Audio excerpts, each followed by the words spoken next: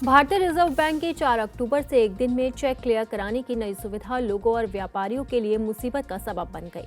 12-14 दिन बाद भी क्लियरेंस नहीं होने की वजह से गोरखपुर के अलग अलग बैंकों में 4000 से भी ज्यादा चेक फंसे हुए हैं।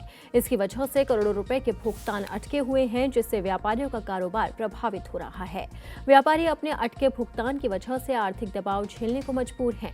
व्यापारियों से लेकर आम आदमी तक को बैंक के चक्कर लगाने पड़ रहे हैं, लेकिन बैंक की ओर से कोई भी जवाब नहीं दिया जा रहा है। भारतीय रिजर्व बैंक ने 4 अक्टूबर से निरंतर समाशोधन और निपटान नामक एक नई चेक क्लियरिंग प्रणाली शुरू की है, जिसका उद्देश्य चेक क्लियर होने की प्रक्रिया को तेज करना है। इस नई प्रणाली से चेक कुछ ही घंटे में क्लियर होना चाहिए, जबकि पुरानी प्रक्रिया में 1 से 2 दिन का वक्त लगता था। आरबीआई की नई व्यवस्था फिलहाल लोगों के लिए परेशानी का सबब बन गई।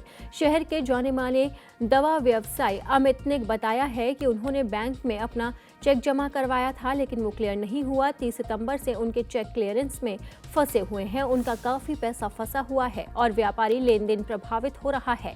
इसी तरह एक अन्य व्यवसायी हर्ष के भी कई लाख रुपए के चेक क्लियर नहीं हो पाए हैं। 4 अक्टूबर के बाद से उनके कई चेक अटके हुए हैं, जिससे उन्हें आर्थिक परेशानी का सामना करना पड़ रहा है। बांका ने बताया है कि बैंकों के पास इस समस्या का कोई संतोषजनक जवाब ही नहीं है। कर्मचारी इसे सिस्टम का मामला बताकर टाल रहे हैं।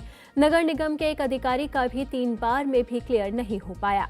बताया जा रहा है कि बैंक की ओर से पिछले कुछ दिनों से लगातार आश्वासन दिया जा रहा है।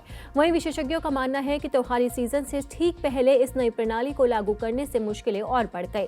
जब लेन देन की संख्या काफी अधिक होती है, व्यापारियों का कहना है कि चेक का भुगतान नहीं होने की वजह से व्यापार प्रभावित हो रहा है। लाखों का माल भुगतान नहीं होने की वजह से फंसा हुआ है।